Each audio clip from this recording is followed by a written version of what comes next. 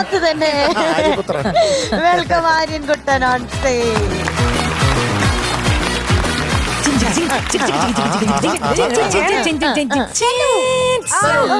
പട്ടാളക്കാരനായിട്ടാ വന്നേക്കണേ. മിലിറ്ററി പോവാണോ?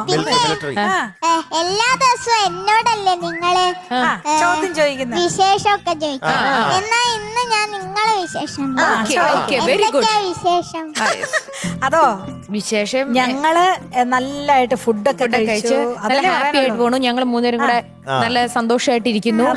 റിമി ചേച്ചിയല്ലേ ഈ ഡ്രസ് വാങ്ങി തന്നത്? പട്ടാളക്കാരുടെ ഉടുപ്പ് നന്നായിട്ട് മാച്ച് ചെയ്യുന്നുണ്ട് താങ്ക് യു. ആ ഷൂവും ആ ഡ്രസ്സും എല്ലാം. ഈ ഷൂ വാങ്ങി തന്നത് പ്രശോഭങ്കിൾ. പ്രശോഭങ്കളാ? ആഹാ. ഹായ് പ്രശോഭങ്കിളിന് ഒരു ഹായ്. Hi hi. ഹായ് പ്രശോഭങ്കൾ. പിന്നെ ഇന്നത്തെ സാരി കൊള്ളാം. ശരി. അപ്പൊ ഞങ്ങളുടെ ഡ്രസ് നിങ്ങളെ രണ്ടാളും സൂപ്പറായി. അങ്ങനെ പറഞ്ഞാ പറ്റൂല. അത് വലിയ താല്പര്യമില്ലാണ്ട് പറഞ്ഞാന്ന് ഞങ്ങൾക്ക് മനസ്സിലായി. ഞങ്ങൾക്ക് താല്പര്യത്തോടുകൂടി എല്ലാവർക്കും ഓരോന്ന് പറയട്ടെ. റിമി ചേച്ചിന്റെ ഞാൻ പറഞ്ഞു. പിന്നെ നടുക്ക നിൽക്കുന്ന രാജകുമാരൻ. പിന്നെ രണ്ടു കാലത്ത് നിൽക്കുന്ന രാജകുമാരികൾ. അപ്പൊ ഞങ്ങളുടെ രാജാവിന്റെ രാജ്ഞിയൊക്കെ അവിടെ. രാജാവും രാജ്ഞിയില്ലേ? രാജ്ഞി. ഞങ്ങളെക്കാൾ പ്രായം കുറഞ്ഞ രാജ്ഞി ഇവിടെ അങ്ങനെയൊക്കെയാ.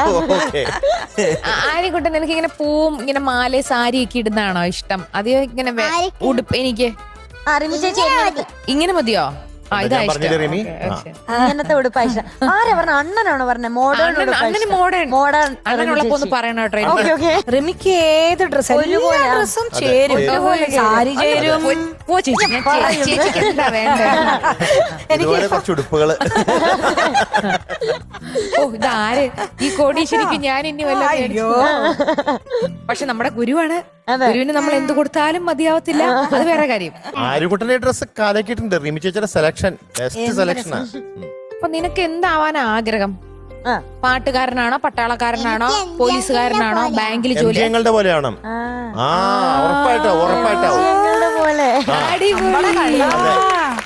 ഉറപ്പായിട്ടോ കേട്ടാ. ഓക്കെ. ഏത് പാട്ടാ എന്ന് പാടണേ? ഇനിയും മിഴികൾ നിറയരുതേ. ദാസങ്ങൾ പാടിയ പാട്ടല്ലേ? അതെ അതെ. പിന്നെ cinema Ben Johnson cinema. Year 2005.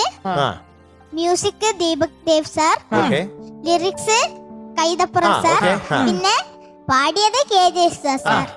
അപ്പൊ അതെ നന്നായിട്ട് അങ്ങ് പാടിക്കോ. അതല്ല ഫീലൊക്കെ മനസ്സിന്ന് ഉള്ളിന്ന് പാട് കേട്ടോ. ഓക്കെ.